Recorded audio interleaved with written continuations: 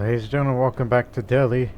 And I'm sure some of you are thinking, it's like, wow, this is a pretty good sized nation you've got there, Lord Master. It seems you're doing well in this playthrough. I would say yeah, up until the last episode, as you could see up there. And I'm sure you're thinking, what happened? I'll tell you what happened. Transoxiana is the answer. We fought a war against Afghanistan, that small country, which we soon took care of them. I mean, it's easy as it sounds, but those Transoxianians know how to fight. And interesting, they're dealing with Afghan separatists themselves. I mean, after all, you are in the land of their culture, even though that's Turkmeni, but Afghans are over here.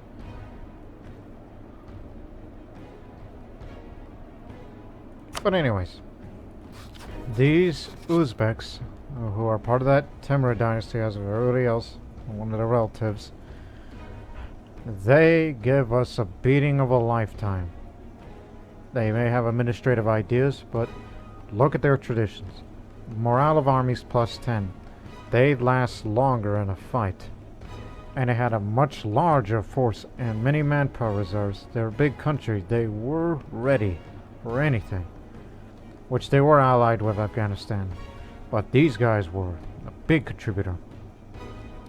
And because of that, we consider them as rivals now because of what they did to us. Well, Jaunpur is still our mortal enemy because we still want to eliminate them from the map, but no, my intentions are clear now, and that is to acquire most of Afghanistan. The next target, when we recover enough manpower to make sure that the war will be fought much easier, will be against the Timurids, which is an imperial government, yes, but they only have two allies, Hassa and Yas. Yas is over here, which is a small sultanate, and their other ally, Hassa, is over there, an emirate. A lot of manpower, but they still have some soldiers. I mean, you can't count them out. Timurids have a lot of soldiers and some manpower reserves left, as they were fighting in another war, but now they're dealing with yet another conflict.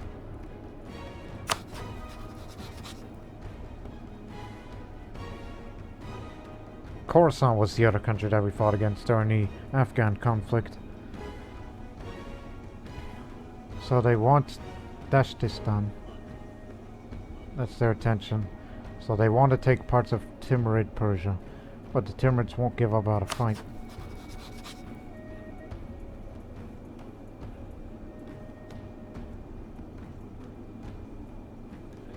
If I wanted another ally, it would be them, but fortunately, they're allied to the rival Transoxiana. Which, you know, we have issues with them. They're also allied with Kajik, which we have no idea where they are yet.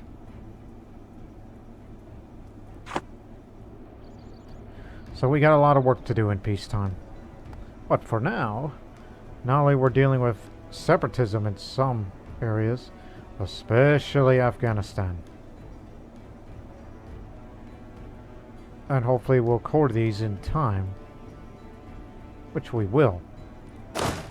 But for now, these armies must start drilling again, but, you know, just in case, head to Sialkot. Let's drill from there. While we will continue to curry favors with Sind, because we're going to need them in a future conflict with the Timurids.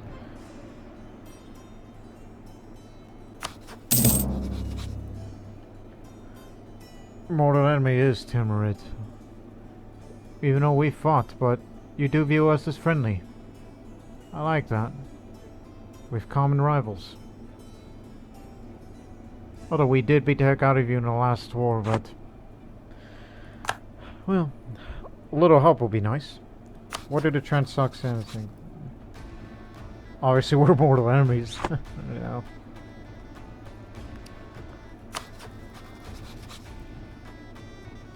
But again, if we were to start the war now, Mara will be there.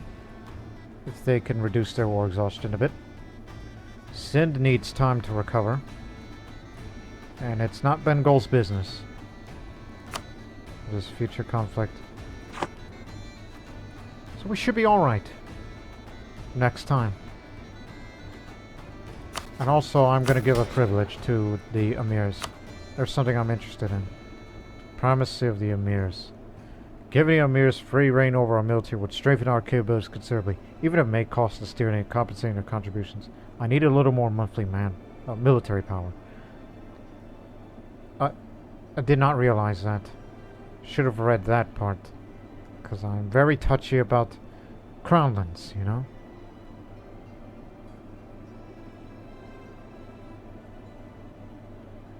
Well, maybe getting a new general in the future would be good. But for now, summon a giant. Brahmins request them invest in the prosperity of their lands in Fiasabad. Ulema are concerned at the continued presence of unbelievers in the nation. They demand that we root them out, starting with those living in Panipat. The entrepreneurs of the giants ask that we invest in the province's production infrastructure. They claim that expanded facilities they propose would greatly increase the prosperity of the province and the country as a whole. It's all about development. What do I get for rewards?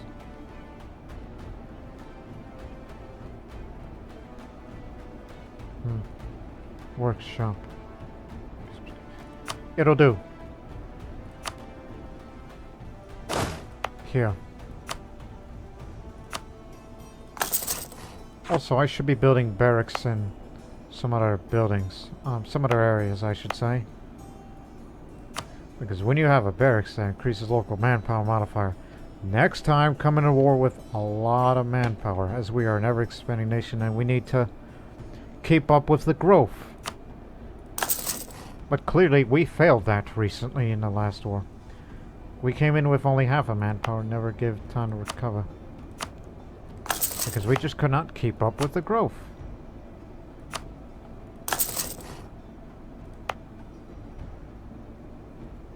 No barracks here? Okay.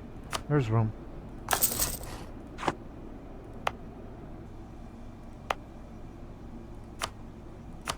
So just need more manpower. More of everything. Basically. One more should do.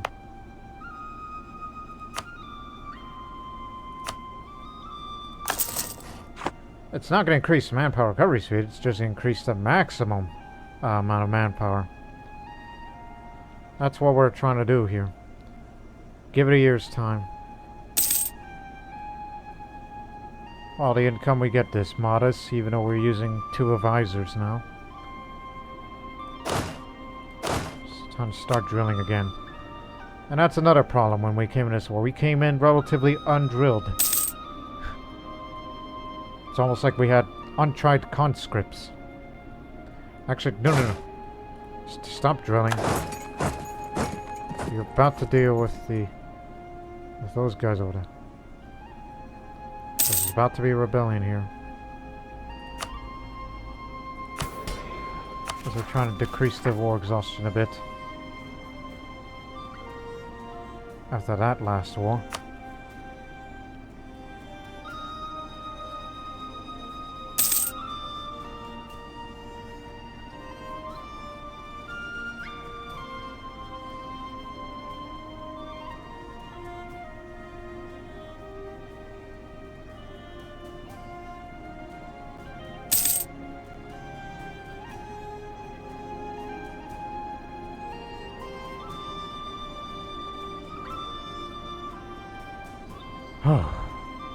Oh, by the way, I didn't look at this.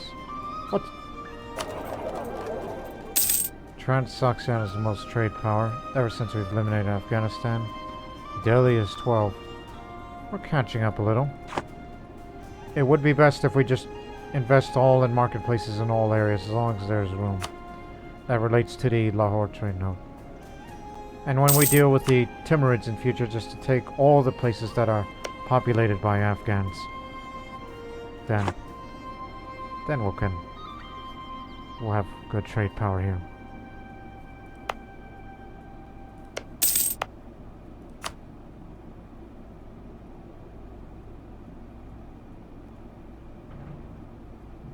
Eek.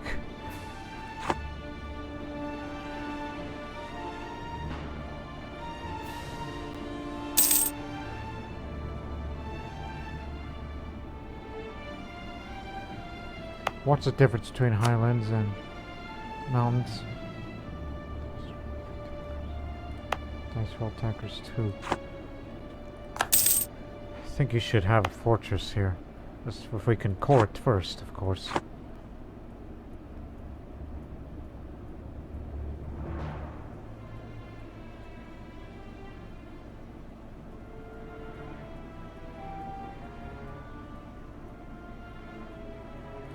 What's the land force limit? Plenty. But I'm saving that for the upcoming technology where we'll start bringing some artillery into these armies. Just to have some, you know, fire support, so to speak. But we don't have the manpower to introduce these just yet.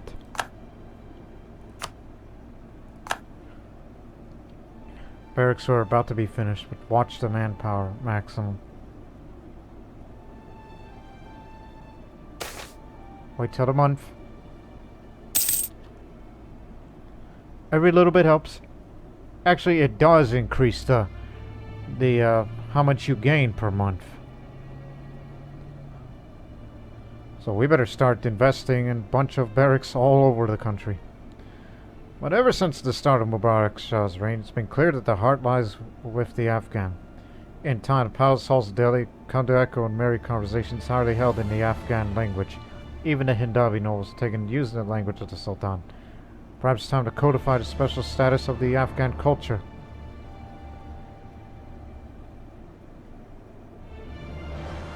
Ooh, that's very tempting. Oh yeah, I would drop the legitimacy, which we can go back up.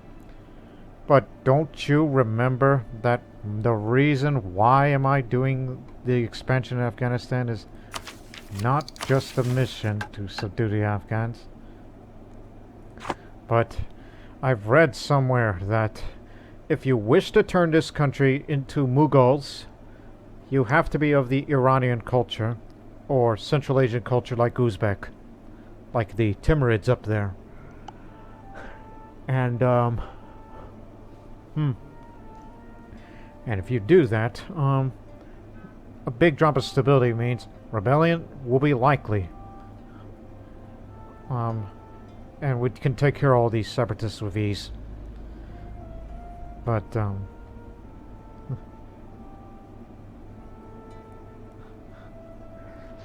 man, I mean, that's something I wanted to do for a while, and that's what I'm trying to work on. Turn Delhi into Mughal Empire. That means you get the whole new set of traditions, new set of missions and all that. And you can just forget about what we just did. But, you know, the Mughal Empire, right? Historically, they nearly controlled all of India. Nearly.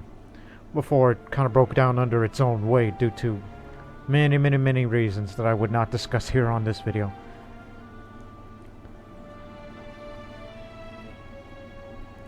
But if this were to become a new primary culture instead of Hindavi, and by the way, if you do that, and if it does give me the decision to become Mughals, then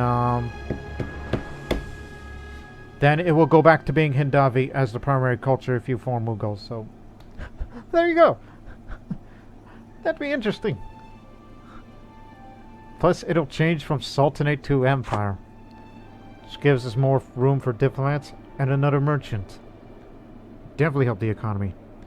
And the national ideals of the Mughals is considered... Well, don't get ahead of yourself. Shh, stop it, alright? I'll think about this. Okay, so this is probably going to be the dumbest decision I've ever made, but the question now is, will it be worth it? The time has come indeed. We shall become... well, our primary culture is Afghan, even though the ruling dynasty is Afghan, but still. And also we've completed the state agenda for the Giants. So it led to a big stability drop. And yes, ladies and gentlemen, it is confirmed. Mubarrak Shah has begun to lay the foundation of his new empire.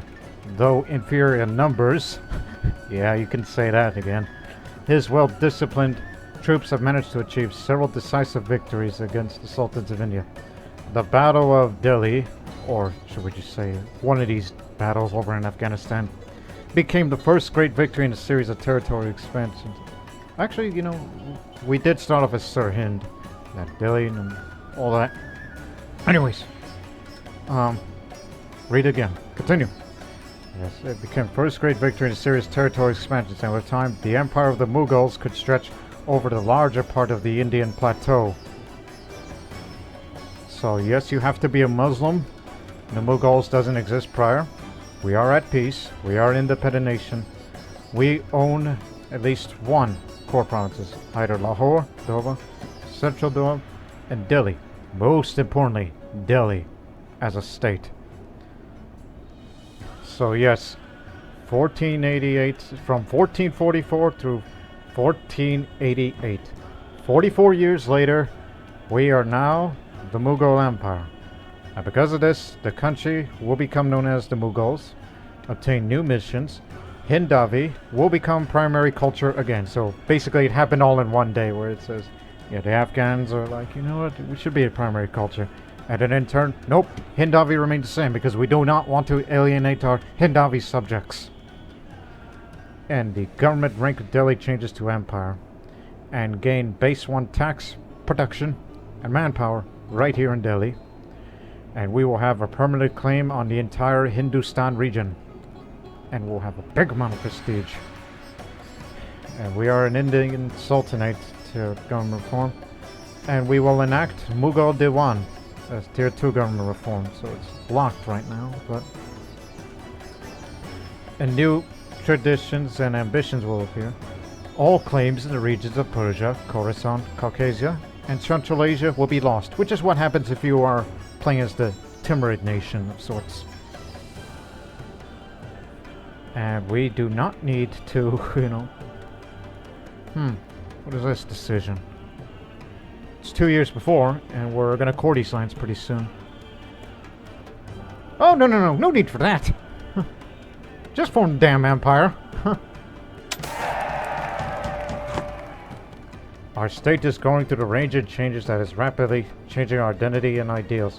Unless we actively work against it, we'll see the ambitions and traditions of our country change as a result of this. Yes, please.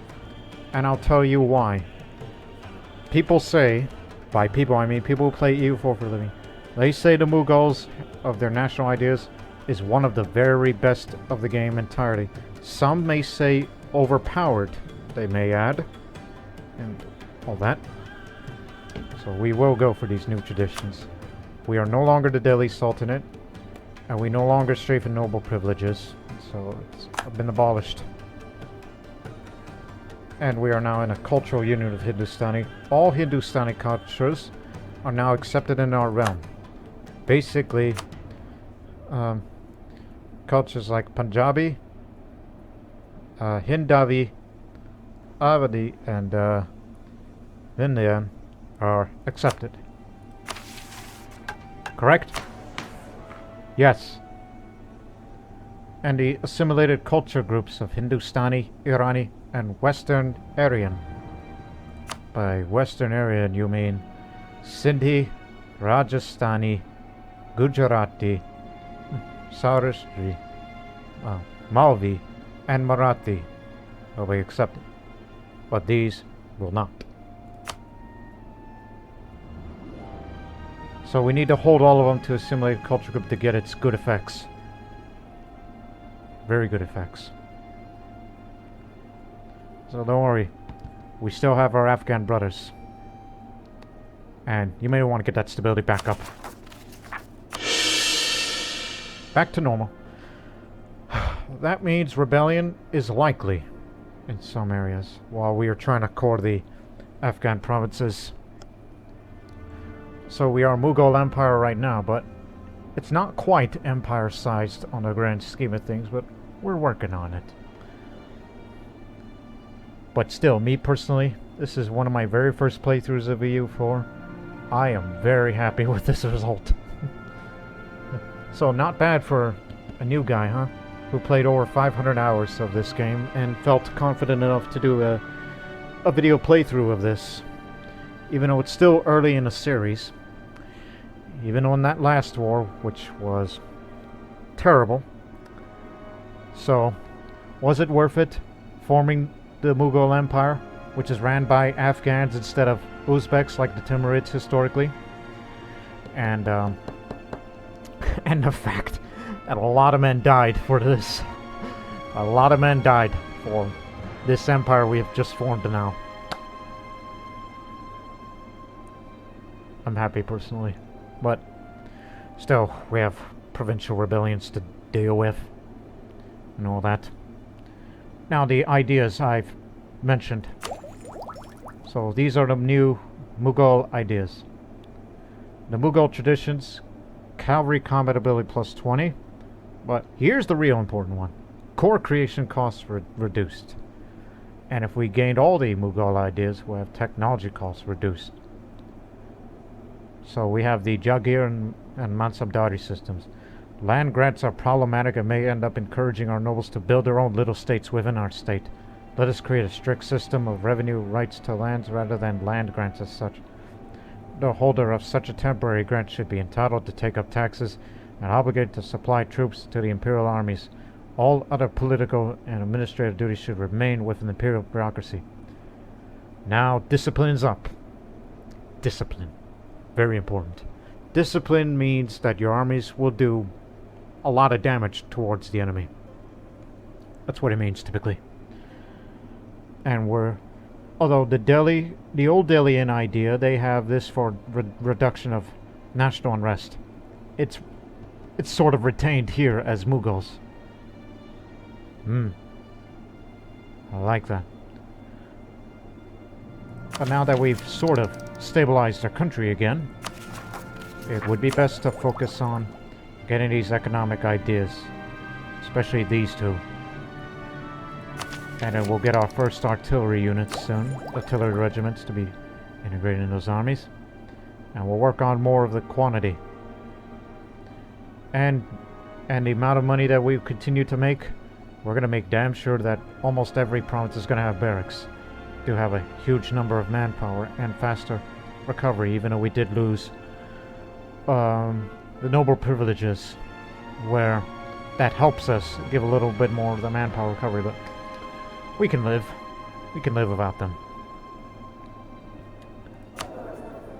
But it's the Mughal Empire ran by the Lodi dynasty now, and not bad for a guy who's 39. You know, he has no consort. Now I'm known as Padishah, not Sultan. And Shahzadeh, Prince.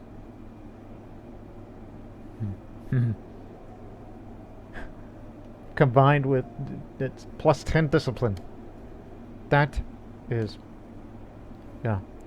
Again, I just can't contain myself that I did this pretty early on. I know there are some people who've done playthroughs that they formed the Mughals much earlier than I. Especially when they play as the Timurids, who are historically the ones that became known as the Mughals. But now, let's look at the new missions. Which, we gotta start over from scratch. So, let's see. Whoa. I mean, this is standalone. Pacify Punjab. Which all the areas of Multan has to have lowered autonomy, which we're trying to work on it. And all provinces in the Kashmir area has to be owned by us. But we don't own Kashmir. No. And since we're Mughals now we have claims to it. So now, well, looks like there's fresh meat now. One would think. New targets.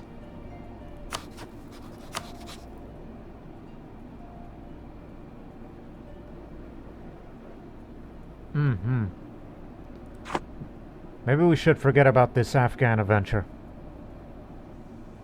And just focus on Kashmir. Fight against Ladakh and Kangra. In fact, Kangra first. They're way weaker. But we have no casus belli. But we will be next month. Because we just became this country. So pacify Punjab should be first. Afghan frontier. Well, I don't think we have to abandon Afghanistan now. And after Punjab, there's the Sindh campaign that you can also go. Which one day we will have to deal with Sindh, which is our current ally, which we need that to fight against Timurids and the like. But Emperors of Hindustan, well, Jaunpur, you are still next. We don't have to wipe you off the map, but we can get this, which will eventually lead us to the Bengal campaign. So get up there. Yeah. The Sufi shrines, which the ulema influence has to be way up. And that would means you have to wait for advanced piety of legalism and give them privileges or such. If you want to go for that. Again, standalone mission. Garlu and Ranthambore, which we'll have to fight against Malwa one day and conquer it too. So, and of course, Rajputana, which is also part of Malwa for these parts. You got a lot of work to do. And they even tell you to follow the Brahmaputra. Let me zoom out the map a little more. They even encourage you to go east. Go to China. That's beyond me, honestly. And there's that decision.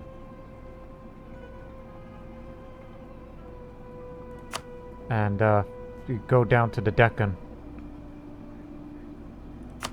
And the Gujarat. Further south you go, then you'll have it all.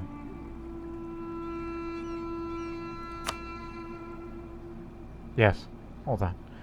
You got a lot of work to do in this early part of the series. 44 years and you just became Mughals. So whatever missions that you worked on earlier, forget them. Now the real question is, as we recover our manpower and we'll introduce artillery into the armies, who's first? Ladakh or Timurids? I mean, Jaunpur, I'm saving them for later. Because I could use Bengal one more time. Don't be afraid to, be friends with somebody and betray them later on. To make sure that they outlive their usefulness. Timurids are in the middle of a war and they're, I wouldn't say weak. I mean, think of the Transoxianian conflict in the last episode. We've severely underestimated them.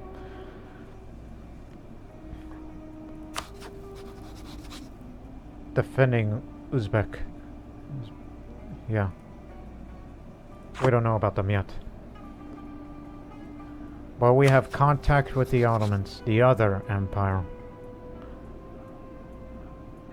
Which they are allies. Cassavella, Venice, Athens, Hungary, Genoa, Hessen, Kaifa, Akkodanu, Mamluks, Karakonan, Yulu, Albania. So we don't know how much territories that they have, but assuming who exists, we have an idea.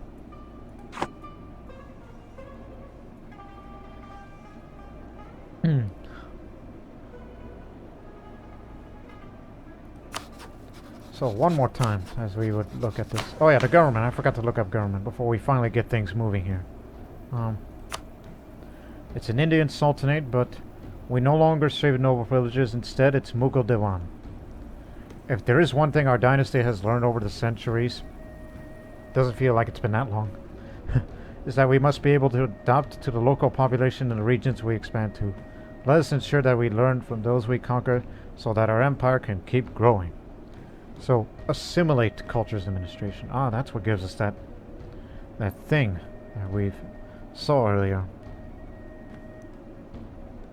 Cultural assimilation. And the next reform tier isn't going to come anytime soon, so we're not going to get any of these. But Mughal specialty here. Just popping a cracking my knuckles.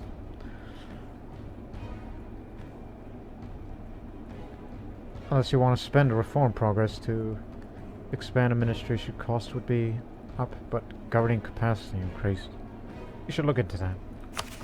Governing capacity, which we're currently using this out of, and that's a problem. We need more of that. Because developments in states' territories use up governing capacity. Territories developable and it counts as 25% governing capacity. And governing capacity can be increased by increasing government rank, as we're an empire now. Advancing administrative technology and completing the administrative ideas group. Well, we have these ideas and I'm sticking to them. Sticking with it, basically. Maybe we should expand it and increase a little bit of that government capacity. As we said just earlier in the episode, we are an expanding nation, and yet we're starting to have a bit of a hard time of keeping up with the growth. Because the manpower keeps depleting every time we fight expansive wars and then such, so it's kind of hard for it to keep up. Also, these are the new, nobles. This estate represents the families of landed aristocrats in my country. Actually, their description's the same. They're no longer emirs. Now they are Mansabdars. Mansabdars. I'll figure out the pronunciation. But everybody else is still here. Hey, guys. Didn't we give them... have this land again? I mean, we're an empire now, so we have a little more crownlands. Give that back to them. We had Rajput regiments. They're still with us. They haven't abandoned us yet, but I'd like to keep them. But wasn't there a mission or something? I know I'm not advancing on this episode too much. It's just... I never ran an empire before, and I never played as Mughals before. I did not have any prior practice to it.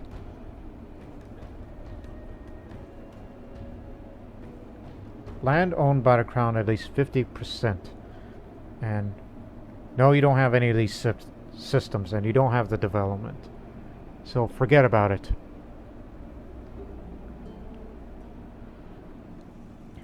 You may want to give that back to them, because they're the ones with the fort maintenance.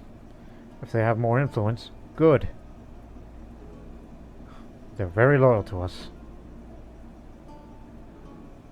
So I'll be willing to give the crownland back to those Rajputs. As it was back in the Delhi Sultanate days. Let me see. Regarding Rajputs.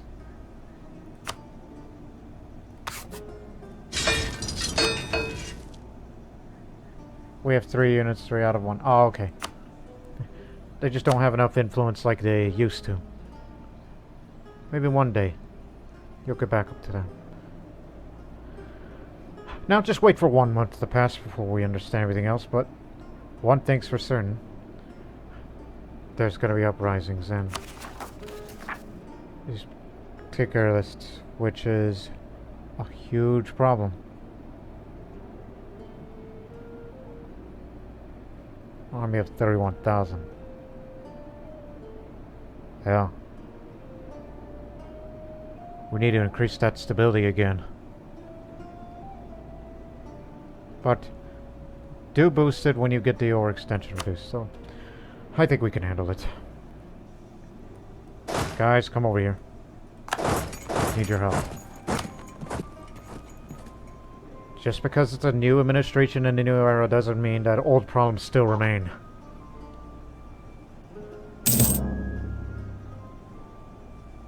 Now it's replaced by nobles, just by label alone. I just smacked a bug that was crawling on my arm. Just to let you know.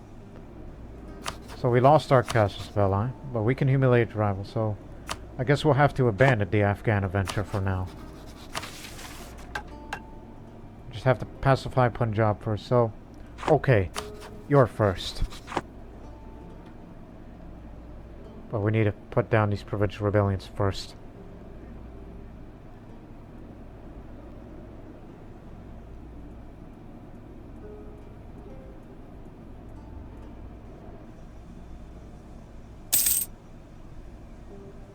We're not suppressing the rebellion. We're daring you.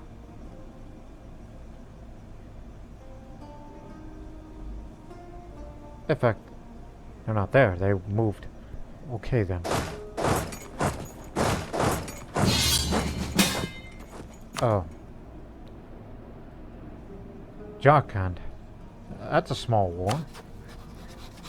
Their ally, I mean, let me see. 2,000 strong, plus many more. Yeah, sure, we'll help you out, but I'm not sending my troops over there. You can handle it. We got our own problems.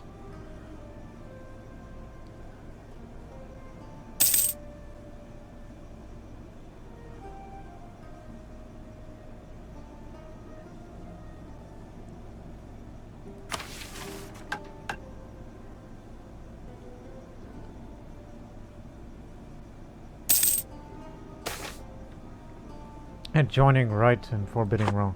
Muslims are encouraged in the Quran to take an active role in their community in order to enjoin right and forbid wrong. While this custom has been interpreted in many ways by Muslim scholars, it was sometimes used by reformist groups to justify the forceful spread of more extreme views. A group of charismatic mosque preachers in Delhi have begun calling for an end to unorthodox religious practices and inciting the populace against the Sufis, leading to violence and street battles.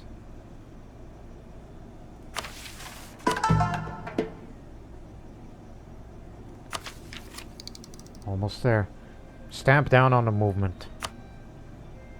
When you have more piety, more technology reduction, and then we'll be 1 month closer to introduce artillery into the new armies, the Mughal army, as it's just the label changed.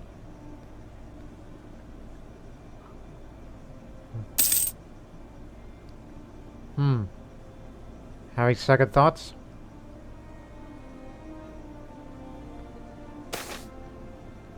Our producers become complacent as the use of our Smithian economics has led to our production techniques being so advanced.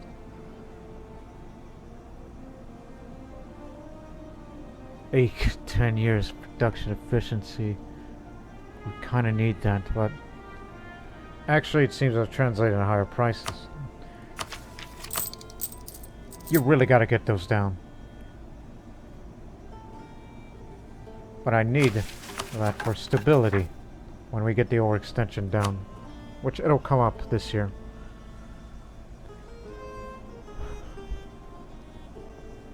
%1 chance for them to rebel finally. Guru in Panipat, ulema losing power, all okay. Talking to the ulema first. More than any other state for the influence of the ulemas dependent on their standing with the common man. It has been hard to put a finger at exactly why, but over the recent years the ulemas become seen as less as spiritual guardians of our country and more as rich and corrupt intrigue makers.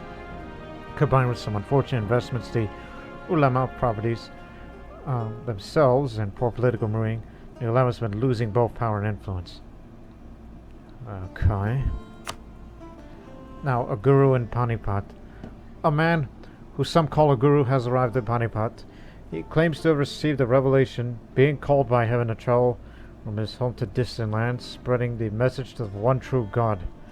His local disciples insist that this God is revealed through all religions, including Sunni, and defends Nanak as simply revealing the truths of our own faith. There is no question these teachings reject our rituals and traditions, making people stray from the true path of Sunni. That is the birth of Sikhism.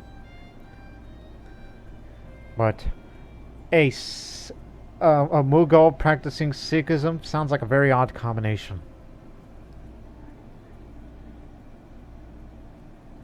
But do we really want unrest here? Because there's enough problems already. But religious zeal, and that means, well, we can't disturb them. So what do you want? For the next 12 years, tell them, do not disturb. As long as they pay taxes or get that man out of here, and this will cause unrest, and then we're going to have to put him down. Which I don't know how much regiments they'll be bringing. Which is the last thing anybody would want.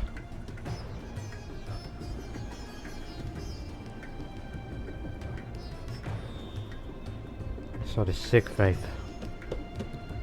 It's usually good if you're doing a Punjabi playthrough. I've seen a Dev Clash videos. I'm sure you people seen it too. Where one of them played as Gujarat, and when he made their way up, he became Sikh. And such. Well, what if it continues to spread? And we're gonna have a hard time trying to convert everybody. Because, you know, religious unity. Even though we've gained Afghan territories, which were Sunni anyhow. But one Shia over there.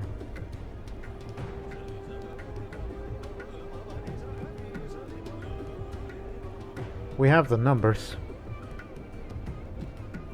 But an uprising in Panipat, which is right next door to Delhi and Sirhind, these two forts, they ain't going anywhere. I have no problem in putting down whatever potential rebellion these guys come up with. I'll just say, get this man out of Panipat!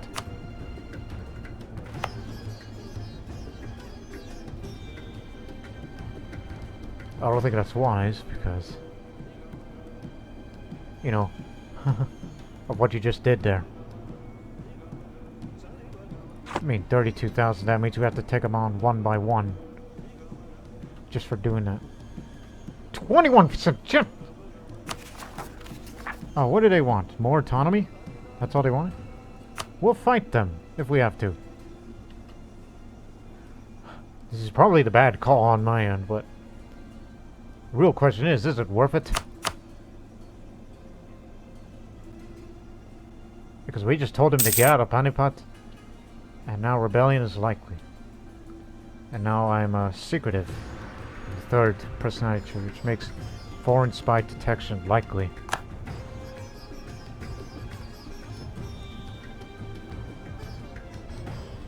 They ain't gonna rebel anytime soon. If they do, I'll be surprised. Try to suppress as much as you can.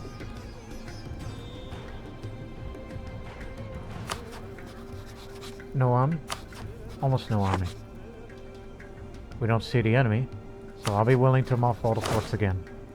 For financial reasons. We'll even hire mercenaries if it has to if we're going to be dealing with Mughal nobles, which would be the damnedest thing that's ever occurred. Because that would be considered I don't know. It's not a peasants' war. It's not a civil war.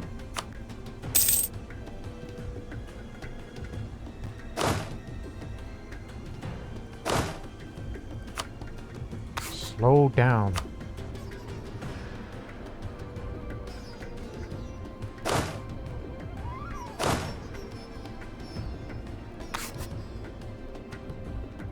No reason.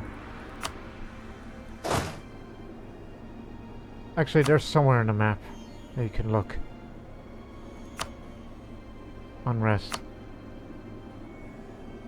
Like, which place is the worst unrest besides there that we're suppressing as much as we can? It's 1.7 everywhere.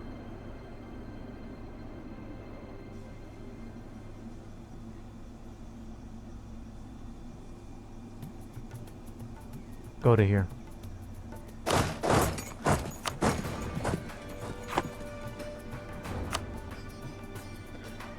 New empire, old problems. That's what it is, basically. You sure?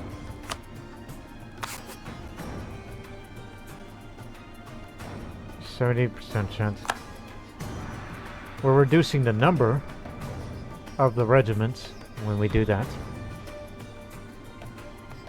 Unless you increase stability. Which we will. Sooner or later.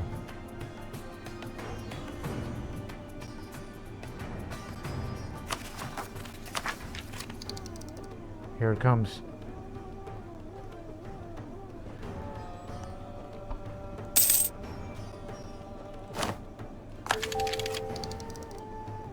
we go. Artillery has been documented in Europe since 13th century, but due to a lack of mobility, it had very limited battlefield use. A development of limber in the 1470s, slightly behind the time for us, allowed guns to become more mobile and thus useful. So now you have either, take your pick, large cast bronze mortars and Hofnitze. Now, this is what this is for. The largest cannons of the time were so enormous in size that they require hundreds of men and oxen to move them. But they had immense destruction power, but could only fire a limited amount of times during the day due to difficulties in loading and aiming these beasts. Offensive fire 1, defensive morale up, and flanking range. Now Hofnitze is and this one's offensive, this one's defensive for Hofnitze. It is believed modern howitzers have their name from the Hofnitze artillery developed by the Hussites in the 15th century. These short-barreled guns were mounted on wagons and used on a field of battle to fire balls and canisters in support of the infantry.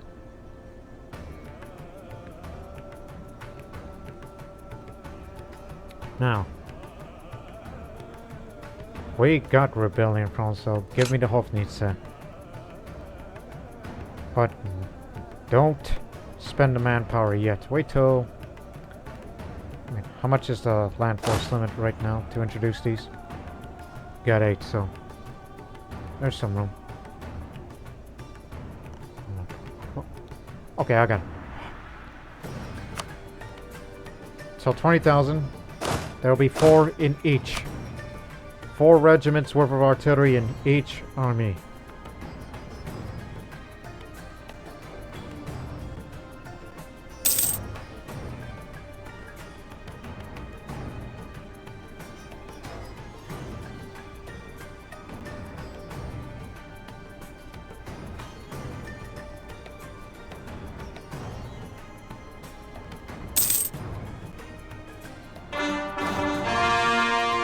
Finally.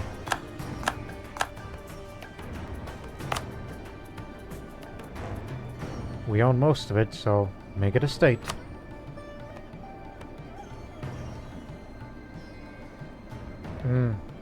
Remember, each time you turn these states, that's the reason why I gotta do this other thing. And we can core all the provinces, but I'm more towards boosting instability just a bit.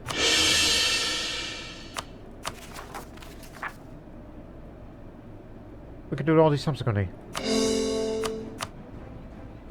1 more month and you got them. And then that's it. And then you are going to save it up for these economic ideas. To have control of the clergy. That's for the next national idea. We need to take priority in the here and now.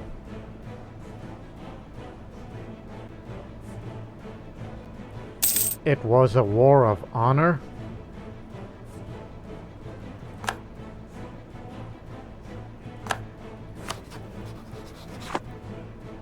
I'd never heard of such things. War of honor.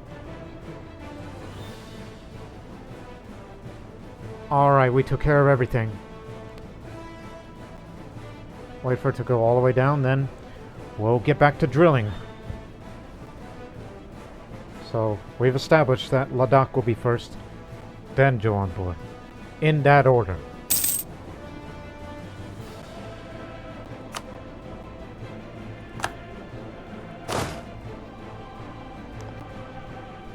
Wait 1 more month.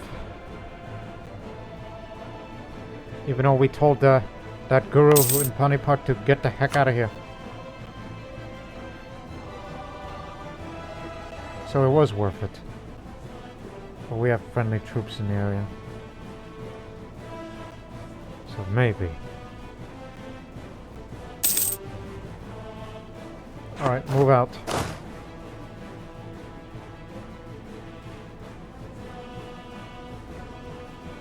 Looking at supply limits.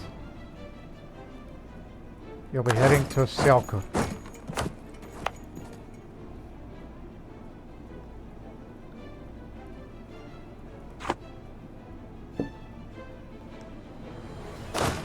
And you can go too. Shortcut. You can stop rebelling, stop suppressing rebellion now. And time to start drilling. And we'll soon introduce the artillery. And to the army. Don't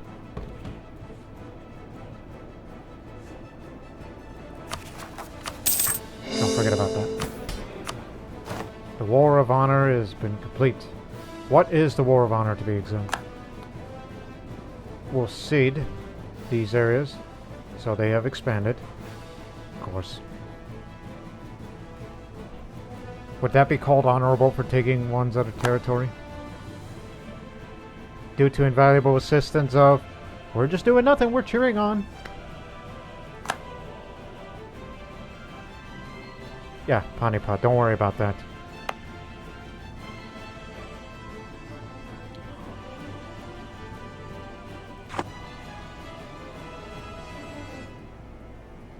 How much does it cost to get the 25, yeah. Okay, now we have it up. The land force limit, because we have now made Afghanistan to a state. Kabulistan, excuse me.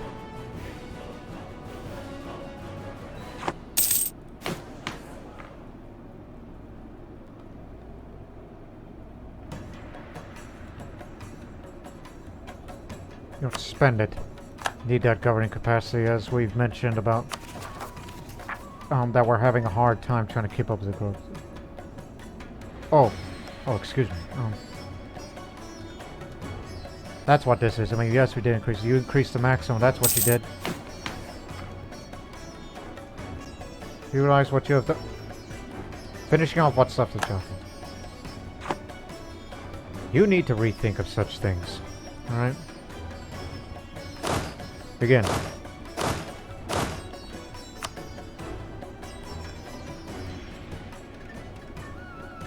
But hey, it's a good thing for once. I mean, yes, you did it by accident, but hey,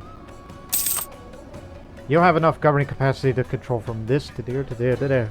In fact, the northern half of India, as well as areas of Jammu and Kashmir, particularly the Kashmir region, that will be will have enough governing capacity to control the entire northern half of India at the looks of it. So that you just accidentally... Don't worry, it'll be working. Boy, I would love to finish them off right now, but we need to get to Kashmir.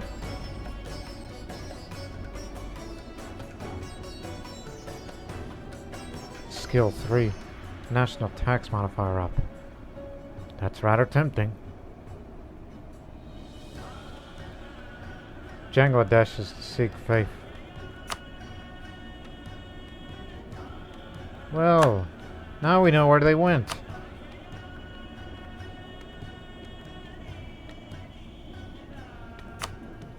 They were looking for patrons, and they got one. Sikh gives them morale of armies up in military. Oh boy. But they are small. Do not underestimate them. Think of what the Transoxianians gave to us. You know, let's make an exception for the good of our country, because we need talent. Now, where is this guy? Ah, it's him, but... we're still gonna keep him, no matter what. Because for stability reasons. Because we need to get back up to 2 as we were before the... prior to the Empire's formation. And I think you just have to wait for events to come naturally.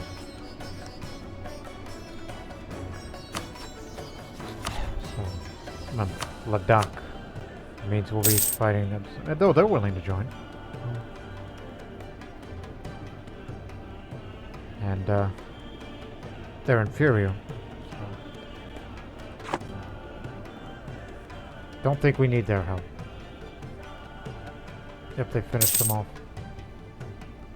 No longer a valid rival.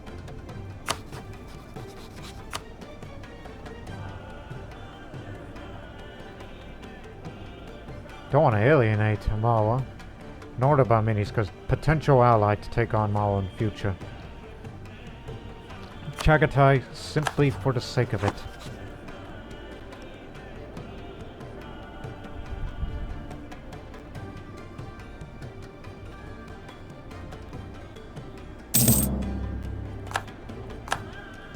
Fighting against Kangra would be much, much easier. It's just only a much smaller area. Just take Jammu and do we really have a... This is what this is for. Yes, we do have Casus Belli for the areas of the Himalayan hills. And I just noticed that Sikhism has spread to Kaman as well.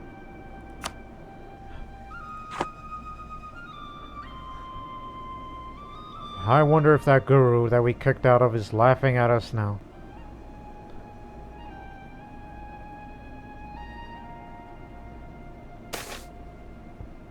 Shortcut's got a new madrasa.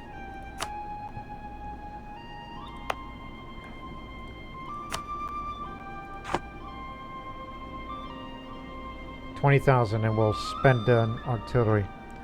5 each now, because we have the land force limit to do so.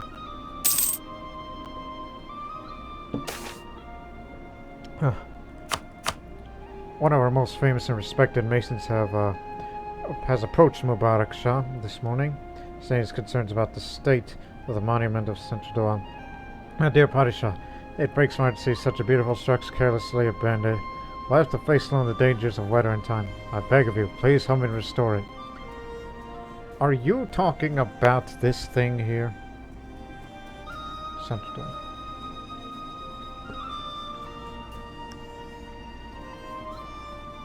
You're talking about this thing here, right? Benefits cannot be used because the requirements of Taj Mahal was not fulfilled in this province. Ah. We better convert that sooner or later. Unfortunately, we don't have the strength to do so. Mainly because we keep looking towards legalism and not enough mysticism, which will increase missionary strength. You can convert all these other areas, but Central Alba is not one of them. So, no, I don't have time for this. Thus decreasing the size of nobles, but I ain't scared.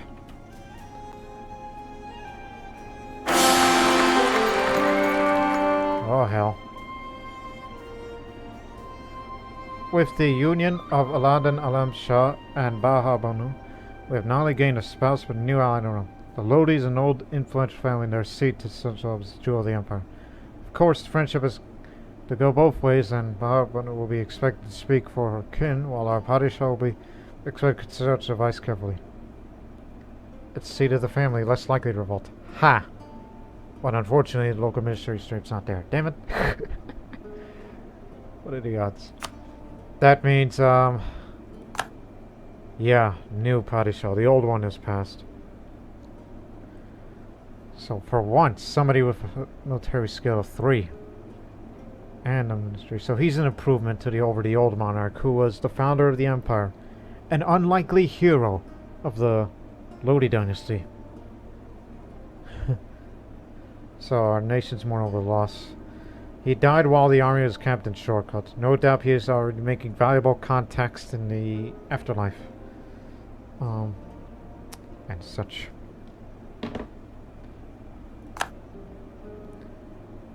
Oh, here's a average to good. And a new Padishah Begum. Not as good.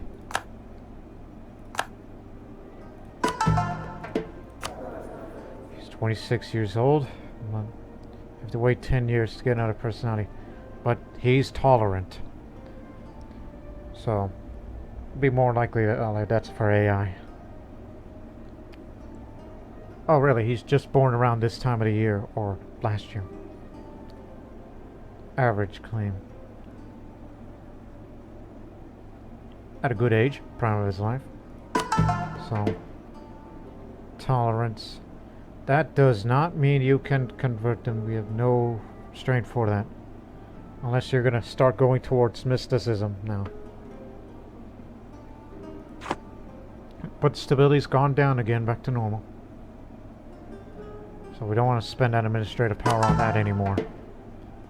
Save it for those economic ideas. And this too. So 10 a month. So at this rate, in 2 years we get this. And that too. And then national unrest, and it'll be much easier to manage. And when we get that idea cost reduced, then we'll get even more of what we want.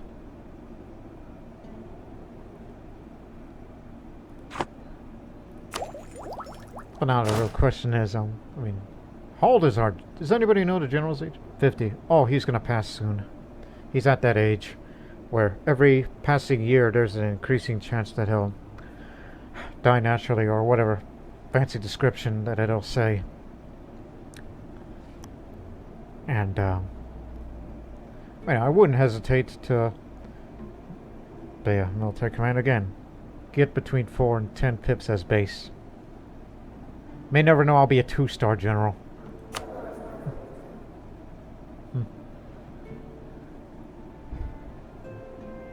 But unfortunately, still not going to have too much on the diplomatic power, as I lack diplomacy skill. Definitely means definitely behind the time on naval ambitions, which we'll have to go for that anyway.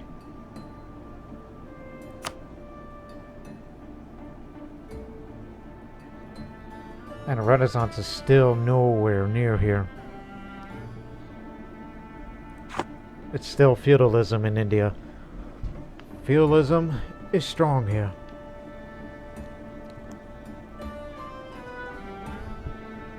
But again, I'm about to spend the manpower to get a few artillery. Maybe don't bring all of them, just some. Maybe just this one. Because, you know, we want to get up to Kangra and Ladakh. And I guess bit by bit of the Himalayan hills. Because we have claims on those territories too, which... Does the mission say anything about that? Let me see. No, it does not say at all, but we do have claims to it. You could press that if you wanted to. But we've stabilized the country. So in that case, give me 5 Hofnitzer. 1, 2, 3, 5. We're not going to use too much manpower. We'll keep the 20,000 strong without artillery. Originally planned on it, but we kind of want to move up the timetable here. These will be easy wars to fight, you know, over there.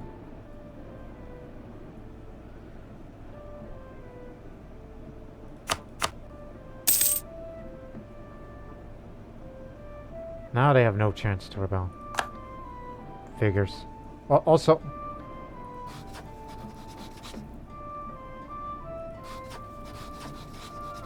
No, that's come on. Uzbek. We could be friends. Because we don't like Transaxiana, who was on the throne of our side.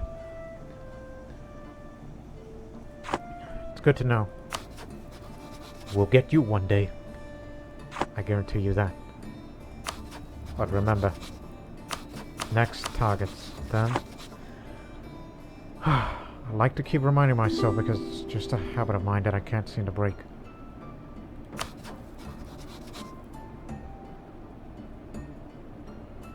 Yeah, let's get back together. I have the legitimacy.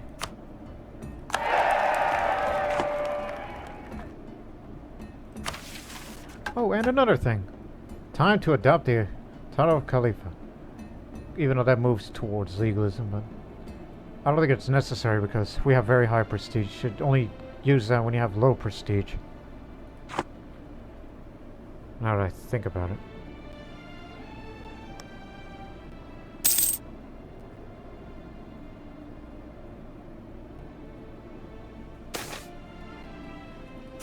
Oh yeah, this again.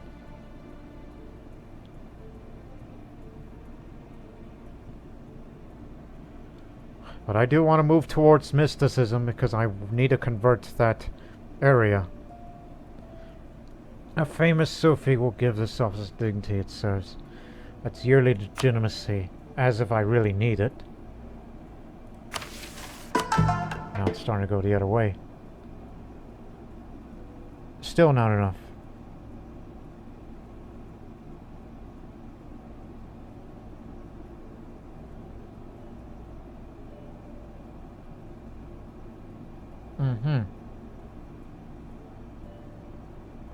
See what I mean? One of the factors of why you can't convert the mysticism's one of development state of strong aristocrats, which is how long? I forgot. Oh, till the end of that life. Great. Well, we could use the time and money to convert some provinces because we need to increase the unity a bit. Starting with Sialkot.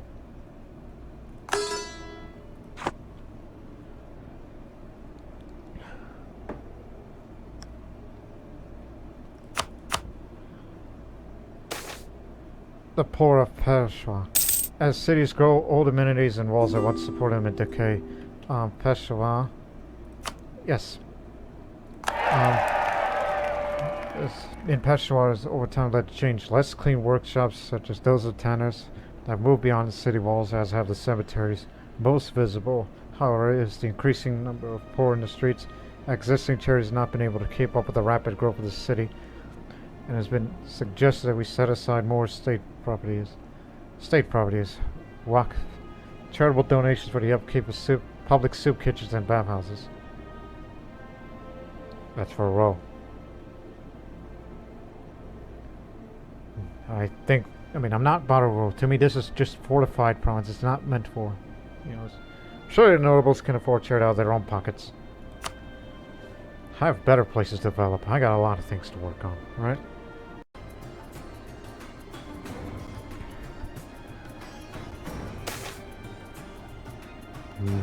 They will learn to love me in time.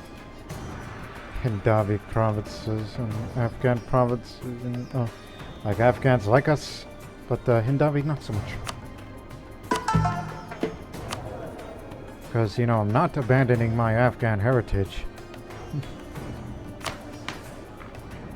Well, we have these assimilated cultures. They're not accepted or not accepted cultures. They are assimilated.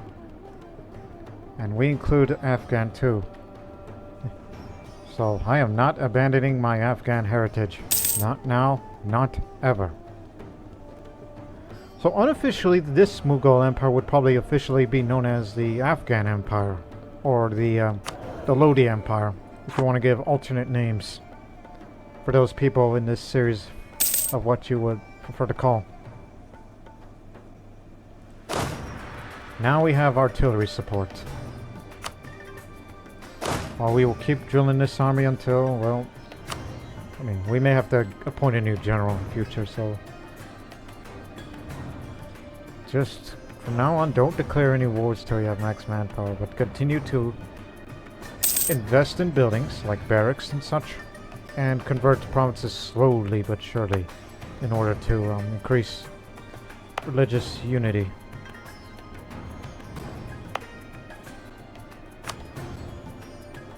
And whatever buildings you see that there's space for. The more we expand, no doubt you'll be a stronger economy one day.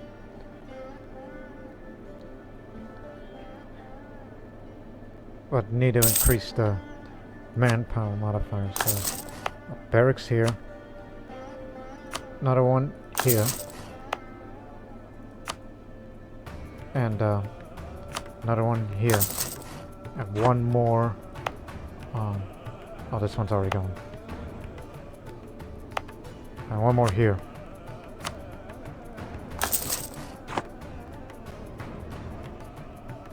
Yeah, it makes little difference on the maximum manpower modifier.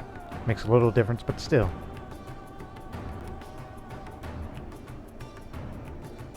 And the army tradition is here.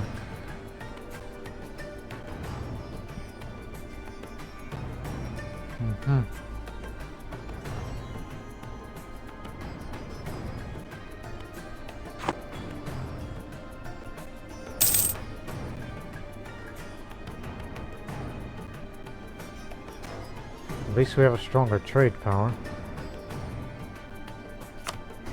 I wish I had another merchant. So that way I would set it to Bengal and transfer some of its power to here.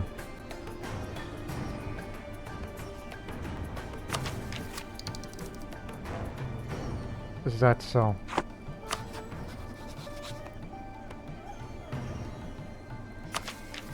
Oh yeah, clearly they're a bit behind. It's on the diplomatic technology part. 1492, that is the year where the New World has been discovered. Whereas over here in Hindustan, it's basically same old, and we don't hear rumors about what's out there beyond our knowledge of the world.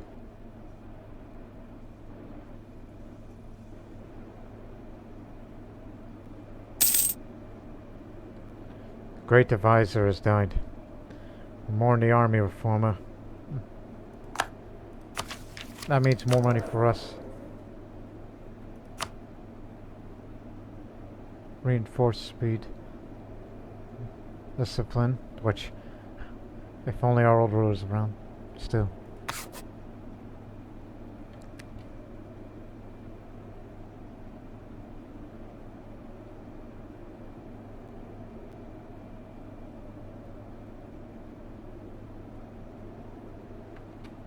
Yeah, it's currently set to military power, but click to remove. Oh, I see. Yeah, misunderstood.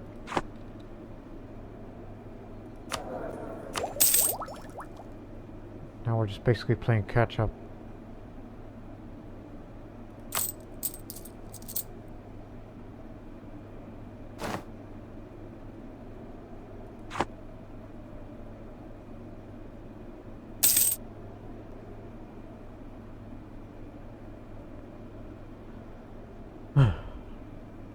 Look, we'll end this episode soon. I want to save the next episode for, you know, the preparations of the upcoming conflict against Kangra and their allies, Ladakh and their allies, control Kashmir, and then we'll head back to the Afghan frontier to fight against the Timurids. We had our chance to finish them off had we not become Mughals, and then finish off what's left of Jaunpur. The Bahminis actually gained territory over Andhra.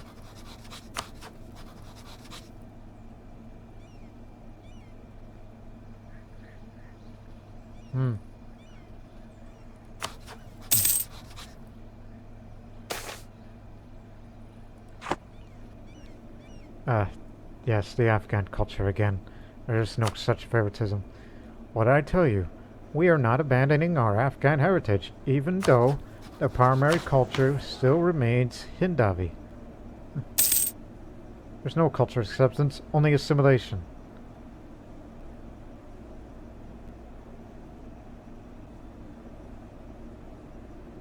No penalties here. But if we can assimilate them all, then it'll be grand. Now we can finally enact the government reform. Let me see. This is a Mughal specialty. So yeah, before we leave this episode, it's the Mansabdari system. Our empire requires loyal and able servants. Let us reforge our noble class according to the numerical Mansab system. Each noble will be given a rank corresponding to both his obligation, and will be then assigned to the lands around the empire by our administration to support him in accordance with his rank. The guiding principle for how highly someone is ranked must be ability, and this realm must be open regardless of religion or origin. Only this way we can be sure to able to raise a court of those most able to bring our empire forward. This reduces yearly army tradition decay and increases even more governing capacity. Well, I shouldn't have done that earlier, but I'd save it up for that anyhow, so do it. More governing capacity. Because We can most definitely hold all of India with that kind of governing capacity. Well, most of the north, I should say. Doing a bit of a math in my head of what the future will be like.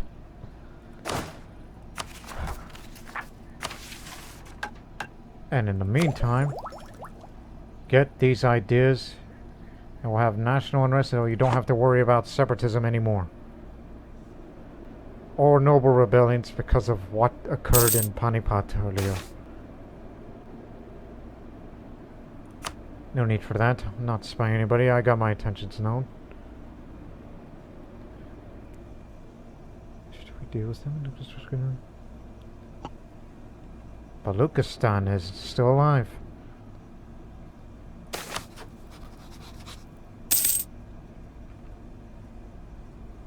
Aha. That'll do. Okay, we'll end it on the beginning of 1493.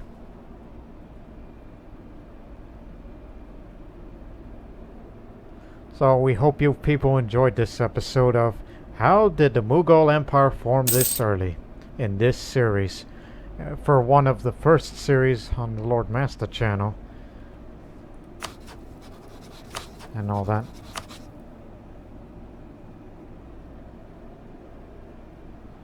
We may have to move up the timetable for the upcoming episode for the conquest to get most of Kashmir and Fat Kangra. Even if we will take minimum casualties, I predict. Which is, of course, that's my confident mind talking. And all that and more in the next episode for the Delhi/Mughals series. That's what it'll be known as from then on out. So we hope you people enjoyed this episode. And I'll make sure not to be a screw-up of a military tactician. It's time for me to stop being an armchair general and start thinking like a real one. For practical reasons. You're going up against mountains, fighting a tribal kingdom and all that. And plus we are rank 16th. But we're not yet a great power, because you need to be in the top 8, so to speak, to be a great power. And we will be one day when we expand most of northern India to be considered a great power. And go down and rest even more, and you will definitely get there. So, hey, not bad for an amateur such as myself. And by the way, that was luck from that getting that event to change your culture to Afghan and give you the ability to become Mughal 44 years after the beginning. So we'll see you in the next episode. So this series will definitely continue on. So it's becoming somewhat of a success. But we got a lot more work to do. But until then, so long for now.